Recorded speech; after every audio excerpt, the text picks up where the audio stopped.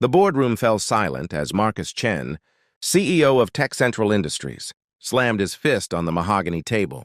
His face flushed crimson, veins bulging at his temples as he glared at the 12 brilliant minds who'd failed him yet again. 6 months! He shouted, his voice echoing off the glass walls overlooking Manhattan's skyline. 6 months and millions of dollars? And you're telling me we're no closer to solving this problem? My 8-year-old nephew could do better.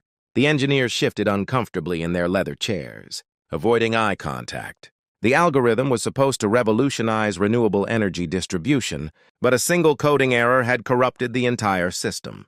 Every attempt to fix it created 10 more problems, like pulling a thread that unraveled the whole sweater. Sarah Mitchell, the lead engineer, cleared her throat. Sir, we've tried everything. The bug is embedded so deep in the legacy code that... I don't want excuses! Marcus cut her off. I want solutions. This company's reputation is on the line. We promised our investors a working prototype by next quarter.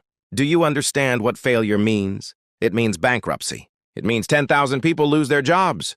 He paced the room like a caged tiger, his expensive Italian shoes clicking against the marble floor. At 42, Marcus had built Tech Central, from a garage startup to $1 billion empire through sheer determination and ruthless efficiency. He hadn't gotten here by accepting defeat.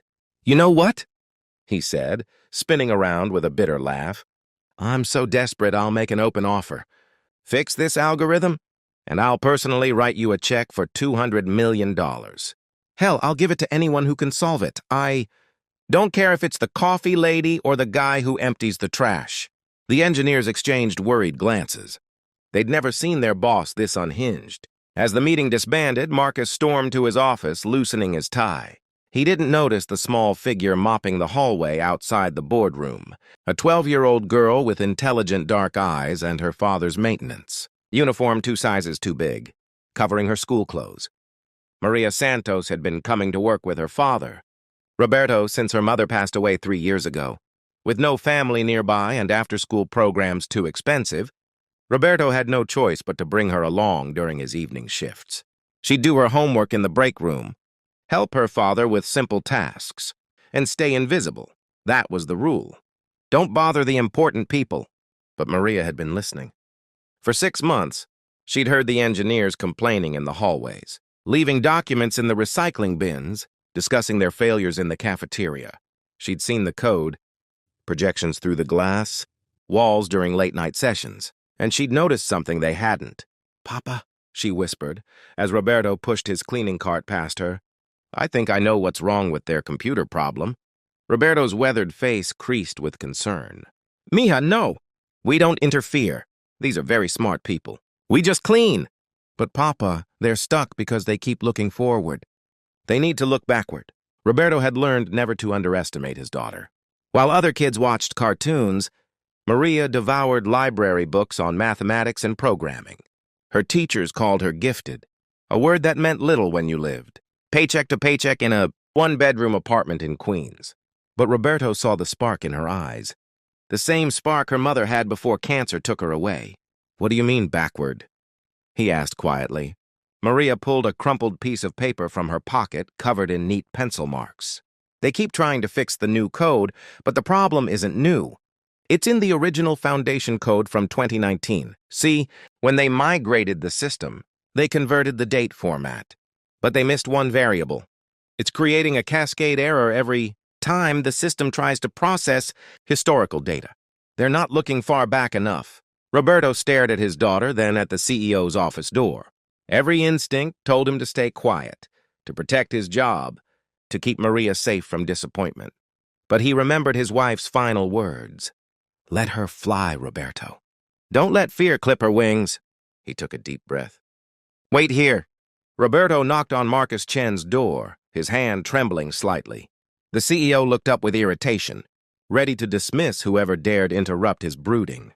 Mr. Chen, I'm sorry to disturb you. I'm Roberto Santos, night maintenance supervisor. My daughter thinks she might have found something about your computer problem. Marcus's expression shifted from anger to disbelief to something resembling amusement. Your daughter? How old is she? 12, sir. A bitter laugh escaped Marcus's throat. Of course, why not? Let me guess. She's a genius who learned coding from YouTube? Look, I appreciate the gesture, but I have a team of MIT graduates who can't crack this. I don't have time for... Please, sir. Roberto's voice was steady despite his fear. Just 5 minutes. If she's wrong, we'll never bother you again. I promise. Something in the janitor's dignity gave Marcus pause. Maybe it was exhaustion, or maybe it was the memory of his own immigrant father who'd worked double shifts to put Marcus through college. Against his better judgment, he nodded. 5 minutes. Maria entered the office like she was walking into a palace, her eyes wide but her spine straight. She approached the desk and, without being asked, picked up a marker and walked to the whiteboard where the problematic code was still displayed. Here, she said, pointing to a line of code that had been written 5 years earlier. This variable, dateconv legacy, it's using a European date format when everything else uses American format.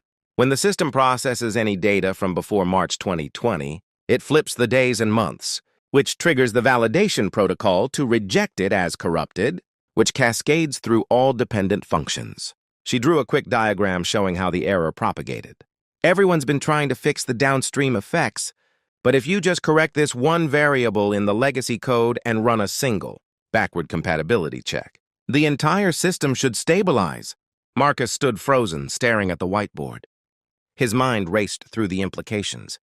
Could it really be that simple? Had they been looking at the problem from the wrong angle this entire time? He grabbed his phone and called Sarah Mitchell. Get back to the office, now. Bring your laptop. 45 minutes later, the boardroom was packed again. Engineers crowded around a computer as Sarah implemented Maria's suggestion. The room held its collective breath as she hit enter. The system compiled. No errors. She ran the diagnostic suite. Green lights across the board. She tested the historical data processing. Perfect execution. Oh my God, Sarah whispered. It works. It actually works. The room erupted in cheers and disbelief. Engineers who hadn't slept in weeks hugged each other with tears in their eyes. They'd spent half a year and millions of dollars. And a 12-year-old had solved it in 5 minutes by looking where they hadn't thought to look. Marcus slumped into a chair, overwhelmed.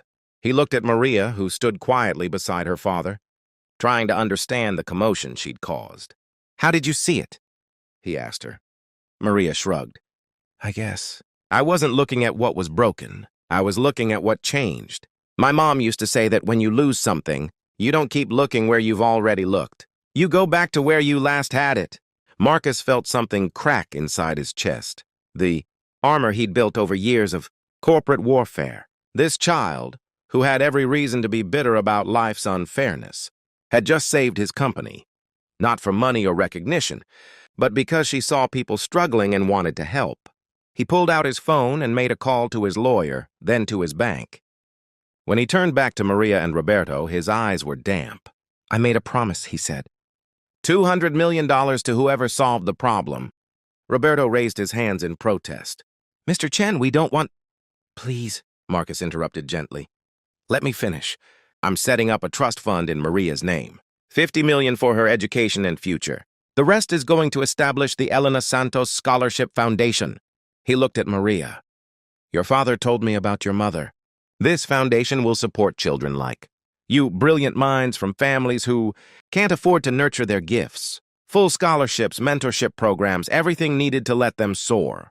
Tears streamed down Roberto's face. Maria looked confused, trying to grasp what was happening. But there's one more thing I need, Marcus continued.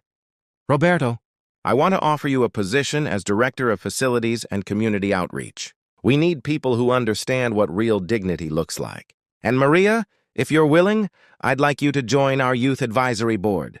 We need minds that see differently. 6 months later, Tech Central's revolutionary energy system launched to global acclaim, changing how renewable energy was distributed worldwide. At the launch event, Marcus told the story of how it was saved, crediting Maria by name. But the real revolution was quieter. The first class of Elena Santos scholars, 25. Brilliant kids from low-income families started their journey toward futures that had seemed impossible before. Maria mentored them, still taking the subway from Queens, still helping her father on weekends, but now with a security she'd never known. Roberto kept his old maintenance uniform in his new office as a reminder of where they'd come from. Sometimes, late at night, he'd see Marcus walking the halls alone, stopping to thank the cleaning crew by name, asking about their families, seeing them, really seeing them, perhaps for the first time. The algorithm had been fixed with a simple shift in perspective, but the real fix, the one that mattered, was in the hearts that learned to look beyond titles and assumptions, to recognize that brilliance wears no uniform, and that sometimes the answer to our biggest problems comes from the voices we've forgotten to hear. In the end, Maria didn't just solve a coding problem.